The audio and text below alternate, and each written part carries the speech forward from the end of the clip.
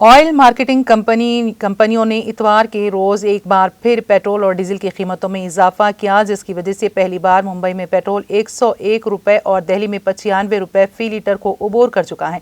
मुल्क के 4 मेट्रोपॉलिटन शहरों में पेट्रोल की कीमत में 27 पैसे और डीजल की कीमत में 31 पैसे का इजाफा किया गया। गुज़िश्ता 4 मई से लेके अब तक 19 दिन पेट्रोल और डीजल की कीमतों में इजाफा किया गया है, जबकि बाकी 15 दिनों में कीमतों में कोई तब्दीली नहीं की गई है। इस दौरान दिल्ली में पेट्रोल 4.63 और डीजल 5.22 रुपए महंगा हो चुका है। मारूफ oil marketing company Indian oil corporation के मुताबिक कौमी दारुल हुकूमत दिल्ली और मुंबई में पेट्रोल की कीमतें बिल तरतीब 27 पैसे इजाफे से 95.3 पैसे और 101.25 पैसे फी लीटर पर हो गई हैं।